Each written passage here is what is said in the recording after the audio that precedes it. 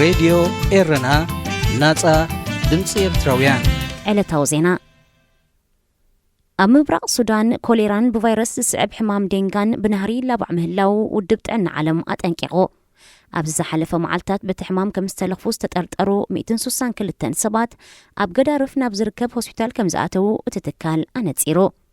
ብመሰረት ትካል ዘቕረቦ ጸብጻብ ዛጊት 80 ሰባት በቲ ሕማም ምልካፎም ክረጋገጽ እንከሎ 10 ድማ ሞይቶም። ምብራቕ ሱዳን ቡኪና ዝተመዛበሉ ኣማኢት ኣሽሓት ሰባት ተዓቂቦምሉ ዝርከቡሉ ዞባ ኮይኑ ምስ ኢትዮጵያን ኤርትራን ይዋሰን። ሕማም ኮሌራ ኣቐዲሙ ኣብ ሓያሎ ከባቢታት ኢትዮጵያውን ተኸሲቱ ምስ ምህላው እቲ ላብዕ ናብ ካልእ ከባቢታት ከየስፋሕፍሕ ልዑል ጥንቃቐታት ከም ዘድሊ ሰብ ሞያ ጥዕና ይመኽሩ። ኣብ ዝሓለፈ ዓመት ኣብ ኢትዮጵያ ብዝተኸስተ ሕማም ኮሌራ ልዕሊ 20,000 ሰባት ክልከፉ እንከለዉ 270 ድማ ከም ዝሞቱ ሰነዳት ውድብ ጥዕና ዓለም የመልክት። ኮሌራን ዴንጋን ኣብ ሱዳን ብተደጋጋሚ ዝኽሰት ተለብዓ ሕማማት እዩ። ኮሌራ ጽሬቱ ኣብ ዘይሓለወ ኣከባቢ ዝረአ ኮይኑ ውፅኣት ብምስዓብ ዝቐትል ክኸውን እንከሎ ዴንጋ ድማ ምስ ዓሶ ዝመሳሰል ብቫይረስ ዝመሓላለፍ ሕማም እዩ። ኣብ ኢትዮጵያ ከተማ ጎንደር ኣብ መንጎ ሰራዊት መንግስትን ዕጡቓት ፋኖን ዳግም ኣብ ዝተጓሃረ ግጭት ሓያሎ ሰባት ከም ዝተቐትሉ ማዕከናት ዜና ሃገር ሓቢረን። ብሰንኪቲ ካብ 24 መስከረማት ሒዙ ኣብታ ከተማ ዝተወልዐ ግጭት ምንቅስቓስ ህዝብን ንግዳዊ ንጥፈታትን እታ ከተማ ተሰናኺሉ ከም ዘሎ ኣሶሽየትድ ፕረስ ኣረጋጊጹ። ኣብ ክልል ኣምሓራ ካብ ዝሓለፈ ወርሒ ሒዙ ብዝተወልዐ ግጭት ሰራዊት መንግስትን ዕጡቓት ፋኖን መንግስቲ ኢትዮጵያ ን6 ወርሒ ናይ ህፁፅ እዋን ኣዊጁ ይርከብ።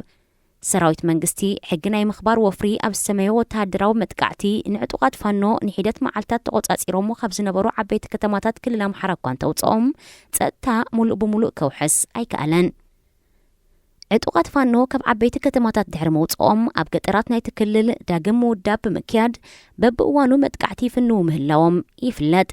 ኩናት ሰሜን ኢትዮጵያ ብፖለቲካዊ ዘተ ንምፍትሑ ኣብ መንጎ ፌደራላዊ መንግስትን ህወሓትን ኣብ ሕዳር 2022 ድሕሪ ዝተኸተመ ስምምዕ ምስ ኩናት ትግራይ ብዝተሓሓዝ ዓጢቖም ዝነበሩ ምልሻታት ኣምሓራን ፋኖን ዕጥቆም ክፈትሑ ድሕሪ ዝተዋህቦም ትእዛዝ እዩ ፈኸም ክብል ዝጸንሐ ምትፍናን ዝሓለፈ ወርሒ ናብ ሙሉእ ግጭት ዓሪጉ።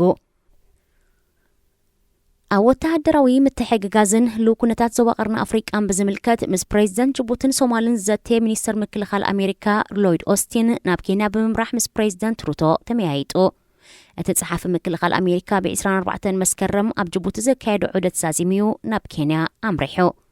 ምስ ፕሬዚደንት ዊልያም ሩቶን ሚኒስተር ምክልኻል ተሃገር ዓደን ድዋለን ኣብ ዝገበሮ ርክብ ድማ ክልቲአን ሃገራት ኣብ ወተሃደራዊ መዳይ ክትሓጋገዛ ኣብ ዘኽእለን ነጥብታት ስምምዕ ከቲሞም። ኬንያ ኣብቲ ብኣሜሪካ ክምወል ምዃኑ ዝንገረሉ ዘሎ ናብ ሄይቲ ዝዋፈር ሓይሊ ኣስታት 1,000 ብስዑ ወተሃደራት ዘለዎ ሰራዊት ክትልእኽ ምዃና ክግለጽ ቀኒዩ። ኣብ ሄይቲ ኣንጸላሊ ዘሎ ፋሉልነት ንምግታእ ብኣሜሪካ ዝምወል ኣህጉራዊ ሓይሊ ንምውፋር መደብ ከም ዘሎ እዩ ዝጥቀስ። ናብ ሃገራት ኣፍሪቃ ፈላሚ ዑደት ዝካየድ ዘሎ ሚኒስተር ምክልኻል ኣሜሪካ ናብ ኬንያ ኣብ ዝኣተወሉ እውን ኣብዚ ጉዳይ እዚ ብምትኳር ከም ዝተመያየጡ ንምንጭታት ዲፕሎማሲ ብምጥቃስ ማዕከናት ዜና ሓቢረን። ኬንያ ኣብ ሶማል ኣንጻር ኣልሸባብ ኣብ ዝካየድ ዘሎ ኩናት እውን ኣብ ጎነቲ ብኣሜሪካ ዝድገፍ ዘሎ ሰራዊት ሶማል ዝተሰለፈ ሓይሊ ከም ዘለዋ እዩ ዝንገር። ኣንጻር ዕብለላ ብኣሜሪካ ዝምራሕ ደንቢ ሃገራት ምዕራብ ተሪር መርገጺ ሒዙ ከም ዘሎ ክዝረበሉ ዝጸንሐ ፕሬዚደንት ዊልያም ሩቶ ምስ ምምሕዳር ባይደን ሓባራዊ ወተሃደራዊ ስምምዕ ምኽታሙ ኬንያ ካብቲ ንዓመታት ክትክተሎ ዝጸንሐት ፖሊሲ ከም ዘይተላቐቐት ዘነጽር ምዃኑ ተንተንቲ የረድኡ። ዝኸበርኩም ሰማዕትና ዜና ኣብ ዝተፈጺሙሎ ሬድዮ ኤረና ናጻ ድምፂ ኤርትራውያን